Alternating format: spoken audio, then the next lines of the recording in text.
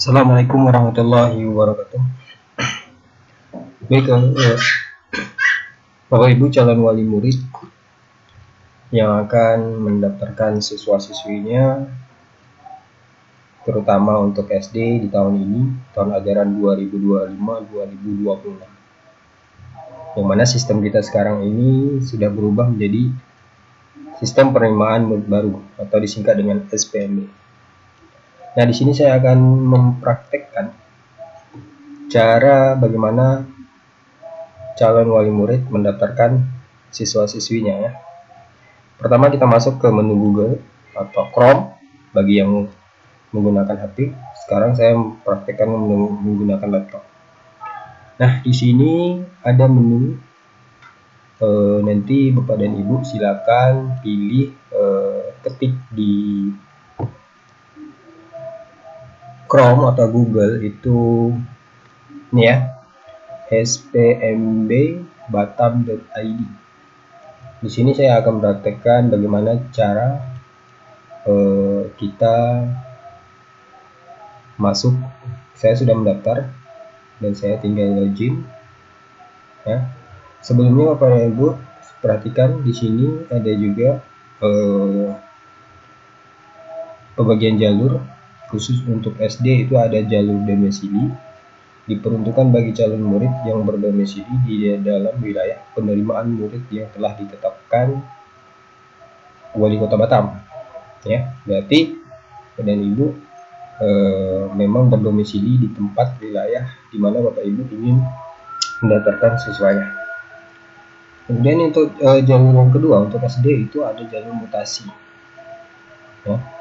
Mutasi ini peruntukan bagi calon murid yang berpindah domisili karena mutasi tugas dari orang tua atau wali, dan bagi anak guru yang mendaftar di satuan pendidikan tempat orang tua mengajar. Di sini seandainya ada orang tua yang pindah tempat kerja ya, dan harus melampirkan juga surat dari resmi dari dinas terkait atau perusahaan bagi yang swasta. Kemudian untuk yang ketiga ini jalur afirmasi. Afirmasi ini peruntukan bagi calon murid yang berasal dari keluarga ekonomi tidak mampu atau penyandang disabilitas. Nah, sistem untuk afirmasi tahun ini Bapak dan Ibu, yang mana pada tahun kemarin masih bisa menggunakan surat kartu PKH diupload atau PIP serta KIP. Nah, untuk tahun ini tidak berlaku lagi itu, dan Bapak Ibu seandainya memang berasal dari keluarga yang tidak mampu, maka surat yang harus dikeluarkan adalah surat dari dinas sosial. Jadi Bapak dan Ibu harus ke dinas sosial dulu untuk mengambil surat tersebut atau mengecek data Bapak Ibu apakah benar Bapak Ibu memang tergolong keluarga miskin yang berhak menerima bantuan ya. Kemudian ini untuk prestasi, biasanya ini untuk SMP diperuntukkan bagi peserta didik berprestasi yang ditentukan berdasarkan surat keterangan peringkat, nilai raport, dan sekolah asal dan atau prestasi bidang akademik dan non akademik pada tingkat internasional, nasional, provinsi atau kota.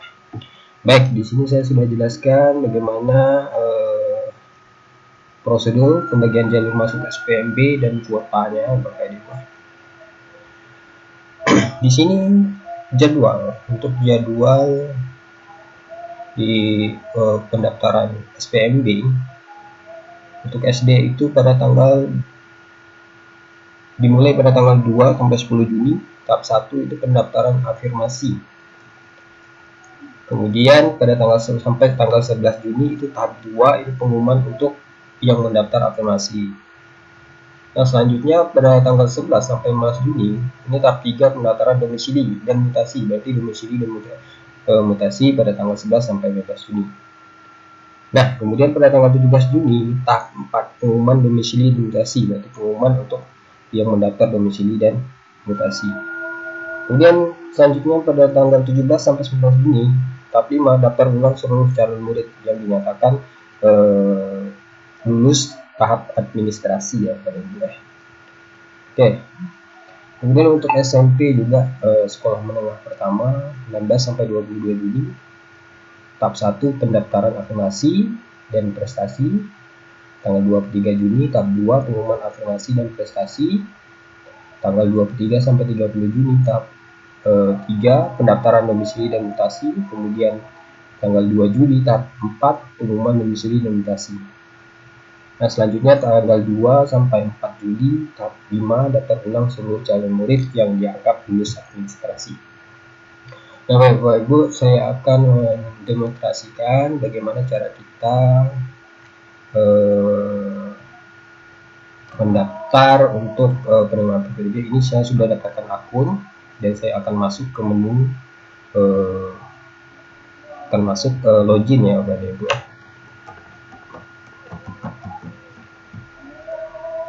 Saya coba login, menunya sudah saya dapat. Nah, di sini yang pertama, ketika kita mendaftar, kita akan mengisi data pribadi peserta didik pendaftaran jenjang SD. Ini saya demonstrasikan untuk yang khusus yang SD.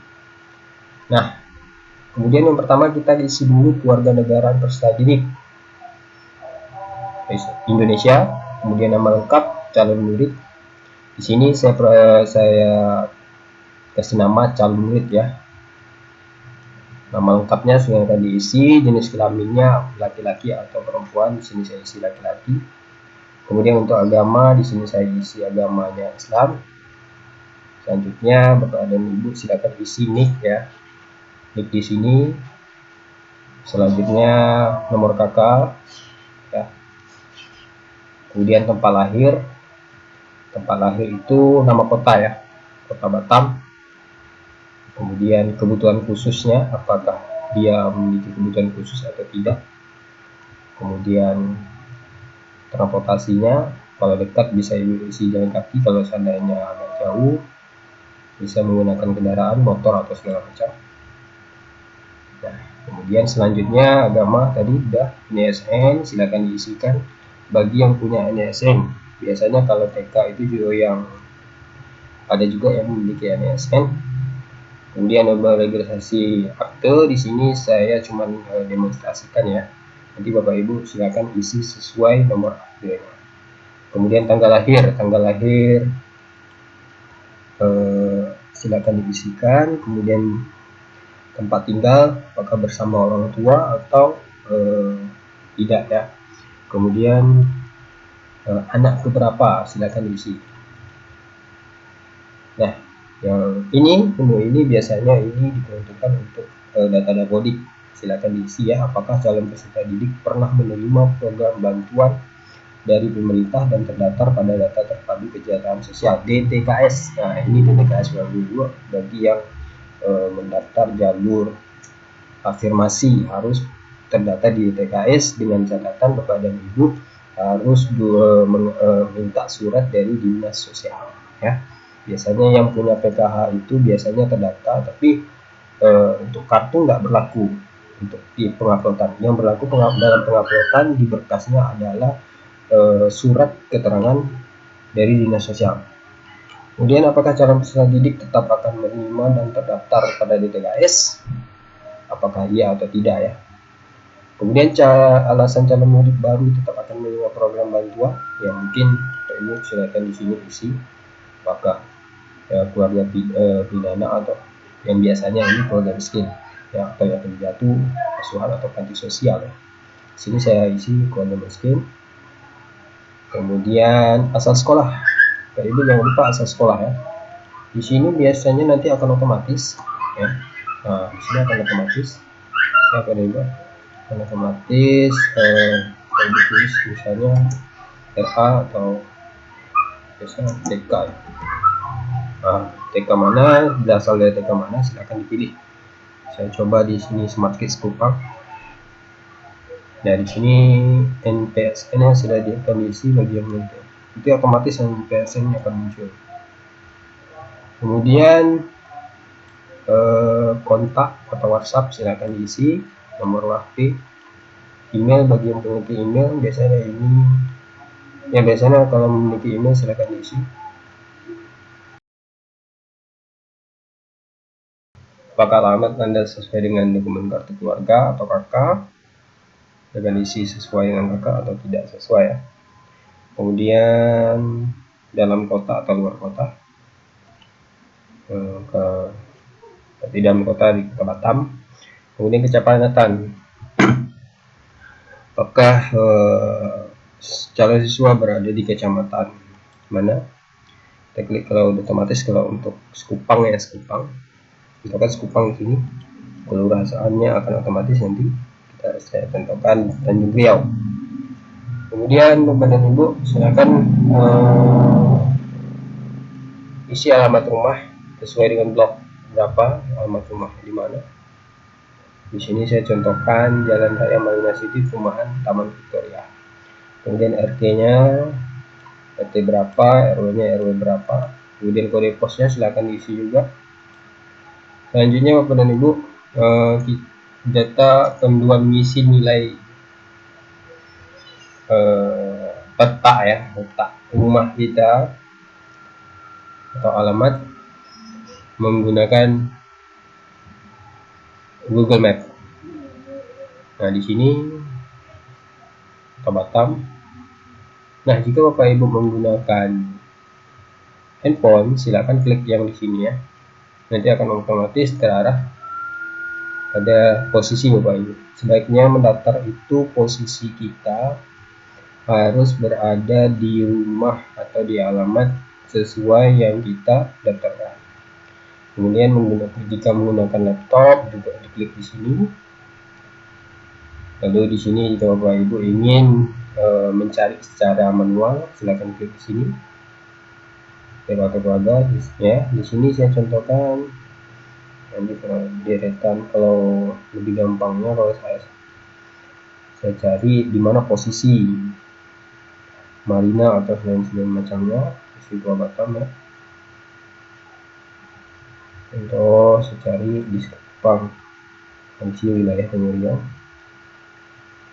Kita coba di sini, saya klik di sini, nanti akan otomatis latitude dan longitude-nya akan muncul secara otomatis. Kita bisa pilih ya.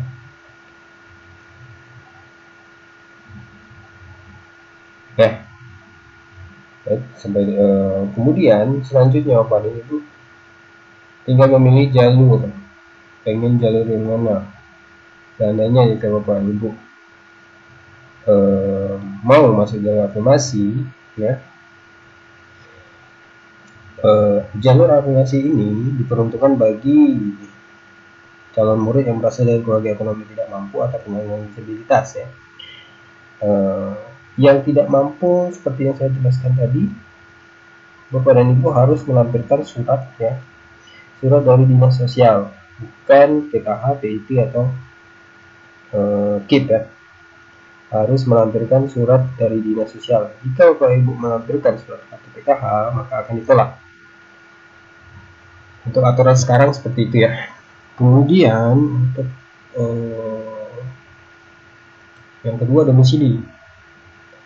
Domisili ini diuntukkan bagi calon murid yang berdomisili dalam wilayah penerimaan murid yang telah ditetapkan wali kota. Nah, Bapak Ibu, untuk domisili sekarang ini saya jelaskan bahwasanya di tahun ini penerimaan jalur domisili ini itu diperuntukkan bagi warga atau calon siswa yang benar-benar tinggal di wilayah di mana dia berada di dekat sekolah tersebut, berdomisili ya. Misalnya saya contohkan di SD 013 Kupang, yang mana di situ zona irisannya Kecamatan Tanjung Uncang dan Kecamatan Tanjung Priok. Berarti zona irisannya berada di wilayah itu ya. Tahun ini tidak menerima ya sistem itu, atau kami sebagai operator itu tidak menerima menggunakan surat ya, keterangan domisili dari RT RW atau kelurahan. Yang jelas harus sesuai dengan kakak. Untuk hal ini sesuai dengan kakak. Jadi kalau Bapak Ibu mengupload surat domisili, sementara berbeda dengan kakak. Saya sudah tinggal di sana tapi domisili kakaknya tidak, sehingga Bapak Ibu melampirkan domisili dari RT RW atau lurah itu tidak digunakan lagi untuk tahun ini ya. Kemudian untuk mutasi ini diperuntukkan bagi calon murid yang berpindah domisili karena mutasi tugas dari orang tua ya atau wali, dan bagi anak guru yang mendaftar di satuan pendidikan tempat orang tua mengajar ya, anak guru juga ya. Kemudian setelah Bapak Ibu mengisi, di sini saya contohkan jalur domisili ya. Saya daftarkan jalur domisili. Kemudian di sini ada Bapak Ibu baca dulu fakta integritasnya. Setelah dibaca, silakan dicentang. Oke. Setelah dicentang, silakan submit. Nah, belum melakukan konfirmasi surat data ini, saya sudah mengisi data pribadi yang tadi saya contohkan. Kemudian saya lanjutkan dengan mengisi kita. Oke, Bapak dan Ibu, setelah kita mengisi data pribadi tadi, selanjutnya kita mengisi data ibu, ayah atau wali. Sini silakan isi data ibu kandung, nama ibu kandung ya di sini. Kemudian NIK ya, isikan NIK-nya. Kemudian pendidikan, SMA ya, sesuai dengan pendidikan. Kalau ibu biasanya itu, kalau saya contohkan sini tidak berhasil karena ibu rumah tangga ya. Tahun lahir silakan diisi. Pekerjaan, kalau ibu rumah tangga otomatis tidak bekerja ya. Apakah memiliki kebutuhan khusus? Kalau tidak kalau ada ya, apa kebutuhan khususnya. Kemudian untuk data ayah kandung, ayah ya, di sini isikan nama ayahnya. Kemudian atau yang mendaftar ibunya silakan diisi nama suaminya ya, contohnya yang mendaftar. Kemudian nomor NIK, sama juga pendidikan, pilih pendidikan yang sesuai. Kemudian jika ayahnya bekerja di perusahaan, isi penghasilannya berapa. Ini saya buat 2 juta sampai 4 juta lebih ya. Kemudian tahun lahir, pekerjaan, sini saya buat karyawan swasta. Apakah memiliki kebutuhan khusus? Tidak.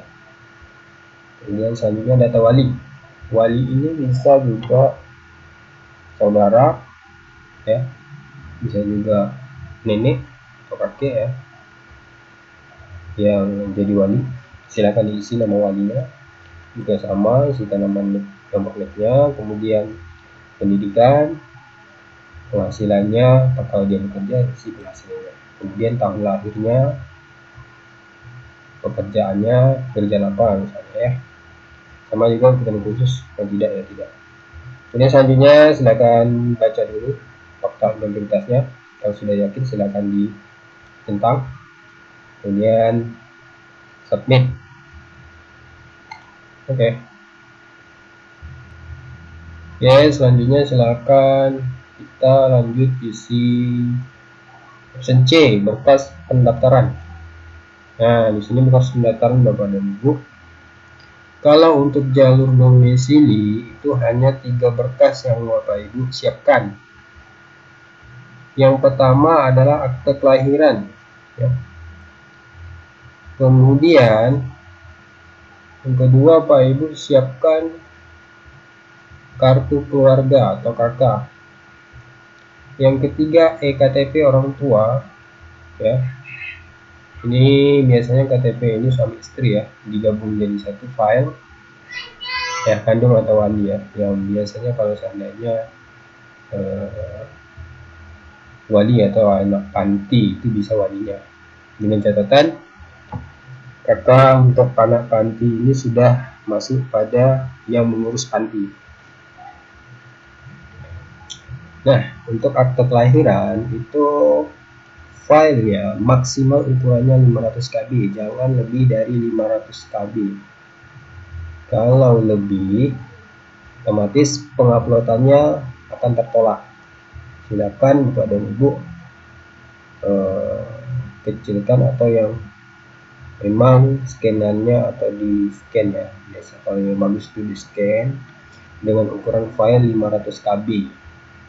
Kemudian setelah selesai Bapak Ibu menguploadnya, ini saya contohkan ya, saya mengupload di sini, upload bagian akte ya. Oke, kita masuk. Kemudian di sini upload bagian kakak, di sini kakak saya sudah siapkan. Kemudian KTP orang tua. Tapi nanti kalau Bapak Ibu silakan ya, KTP-nya digabung jadi satu file untuk suami istri. Oke, setelah itu, setelah membaca fakta integritas, silakan centang kemudian submit. Ya, setelah submit nanti data terakhir option D ya, data pemilihan sekolah. Nah, di sini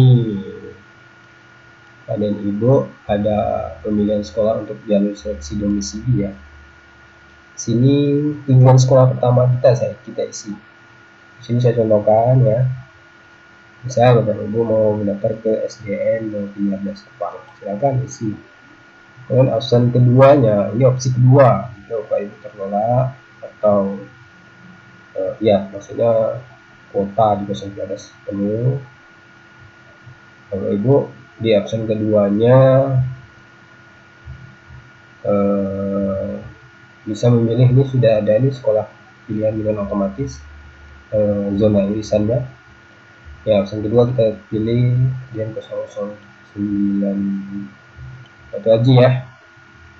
Nah, kemudian submit. Nah, setelah submit, jangan Bapak Ibu tinggal begitu saja. Masih ada langkah yang harus Bapak Ibu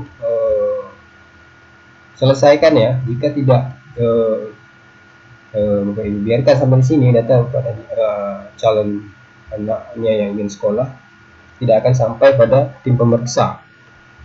Sini ada menu konfirmasi, silakan konfirmasi dulu ya.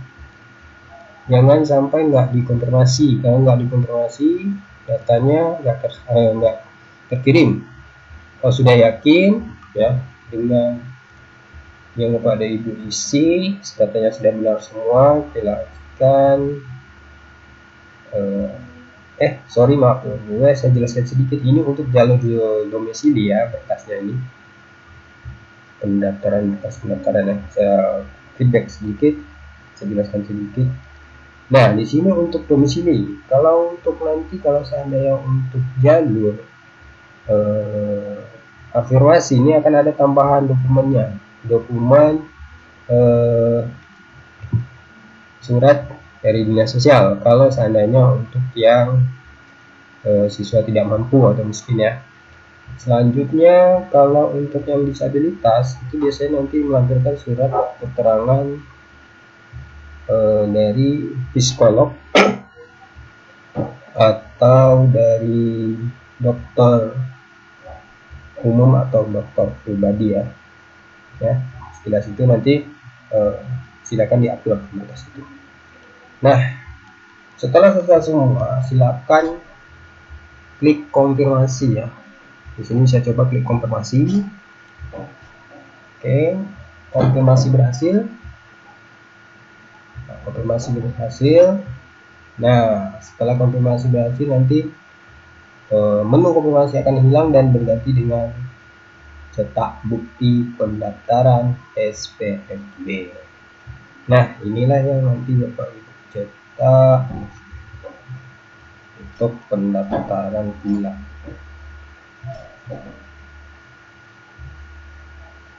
Ya, Anda tidak diperkenankan cetak bukti pendaftaran sebelum berkas verifikasi. Berarti harus Bapak dan Ibu bisa mencetak ini kalau berkas sudah diverifikasi oleh operator sekolah. Baru Bapak Ibu bisa mencetak bukti pendaftarannya ya. Kalau sudah dikonfirmasi oleh pihak operator sekolah, maka kita akan bisa mencetaknya. Oke, demikian tutorial untuk pendaftaran sistem penerimaan murid baru di tahun ajaran 2025-2026 Semoga bermanfaat untuk calon-calon siswa baru. Semoga keterima di sekolah tujuannya ya. Demikian video tutorial ini, saya akhiri dengan Assalamualaikum warahmatullahi wabarakatuh.